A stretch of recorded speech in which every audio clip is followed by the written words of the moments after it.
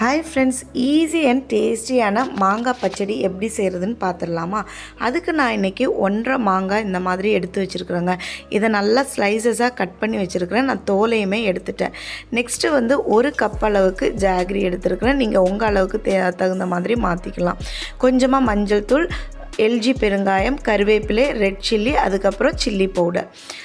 ஸ்டவ்வில் கடாயை வச்சுட்டு நல்லா கடாய் சூடானதுக்கப்புறமா நம்ம எண்ணெய் விட்டுக்கலாங்க. நான் வந்து இன்றைக்கி சன்ஃப்ளவர் ஆயில் தான் விட்டுருக்குறேன். அதுக்கப்புறம் தாளிப்புக்கு கடுகு, நம்ம எடுத்து வச்சுருந்த ரெட் சில்லிஸ், அதுக்கப்புறமா கருவேப்பிலை,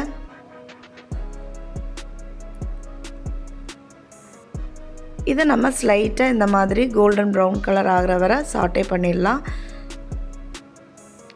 மஞ்சள் பொடி போட்டுடலாம். அதே மாதிரி எல்ஜி பெருங்காயத்தையுமே போட்டுடலாம். நெக்ஸ்ட்டு நம்ம கட் பண்ணி வச்சுருக்கிற அந்த மாங்காவை இதில் தட்டிடணுங்க. நீங்கள் கொஞ்சம் பெரிய ஸ்லைசஸாக கூட கட் பண்ணிக்கலாம். நான் இன்றைக்கி கொஞ்சம் பொடிசாகவே கட் பண்ணிட்டேன். ஏன்னா என்னோடய கிட்ஸும் இதை விரும்பி சாப்பிடுவாங்க. அதனால் அவங்களுக்கு அந்த மாதிரி க்ரீமி டெக்ஸ்சரில் இருந்தால் தான் ரொம்ப பிடிக்குது. இதை நம்ம நல்லா இந்த மாதிரி கிளறி விடணுங்க. இந்த ஸ்டேஜில் நம்ம சில்லி பவுடருமே ஆட் பண்ணிக்கலாம். நான் ஆட் பண்ண மறந்துட்டேன், ஃபைனலாக ஆட் பண்ணியிருக்கிறேன். நெக்ஸ்ட்டு வந்து கொஞ்சமாக இந்த மாதிரி தண்ணி ஆட் பண்ணிக்கணுங்க. நம்ம ரொம்ப தண்ணி போட்டோம்னா ஒரு மாதிரி தண்ணி ஆகிடும், ஜூஸி ஆகிடும். நமக்கு வந்து க்ரீமி டெக்ஸ்சரில் வேணும். ஸோ அதில் நம்ம கவனமாக இருக்கணும்.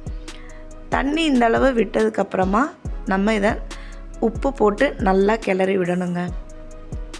தொலி எடுத்தனால இந்த மாங்காய் வந்து ரொம்ப சீக்கிரமாகவே குக் ஆகிடும்.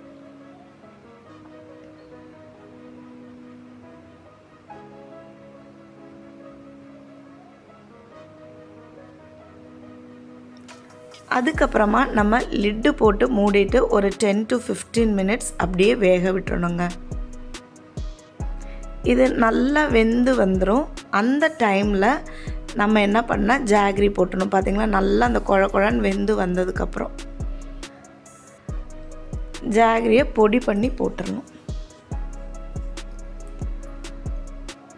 பாருங்கள், அந்த கலர் வந்து அப்படியே சேஞ்ச் ஆகி வரும். ஸ்லைட் ப்ரௌன் கலரில் வரும்.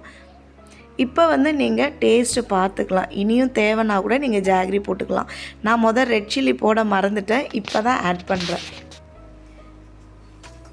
நான் ரொம்ப மினிமலாக தாங்க ஆட் பண்ணுறேன் என்னோடய கிட்ஸுக்கு கொடுக்குறனால. நீங்கள் உங்கள் அளவுக்கு தகுந்தாற் போல் இன்க்ரீஸ் பண்ணவோ டிக்ரீஸ் பண்ணவோ பண்ணிக்கலாம். இதை நல்லா இன்னொரு 5 மினிட்ஸ் இந்த மாதிரி கிளறி விட்டுடலாங்க. பாருங்கள், நல்லா கொதித்து சூப்பர்வான டெக்ஸ்சரில் வந்திருக்குதுங்க. லைக் நல்லா திக்காக பேஸ்ட் மாதிரி. அதுக்கப்புறமா நம்ம ஸ்டவ் ஆஃப் பண்ணி கொஞ்சம் சூடு ஆறுனதுக்கப்புறமா கண்டெய்னரில் மாற்றிக்கலாம். நான் வந்து இந்த செராமிக் பாட்டில் எடுத்துக்கிட்டேங்க. ஸோ ஃபைனலாக நம்மளோட மாங்காய் பச்சடி வந்து ரொம்ப டேஸ்டியாக ரெடி ஆயிடுச்சுங்க. பார்க்குறதுக்கே எவ்வளோ அழகாக இருக்குது பார்த்தீங்களா? இந்த வீடியோ உங்களுக்கு ரொம்பவே பிடிச்சிருக்குன்னு நான் நம்புகிறேன். நீங்களும் இந்த ரெசிபியை உங்கள் வீட்டில் ட்ரை பண்ணி பார்த்துட்டு எப்படி இருக்குதுன்னு எனக்கு கமெண்டில் சொல்லுங்கள். வீடியோ பிடிச்சிருந்துச்சுன்னா like, share, subscribe and comment my channel. Thank you so much for வாட்சிங் my video and stay tune for another video. Bye.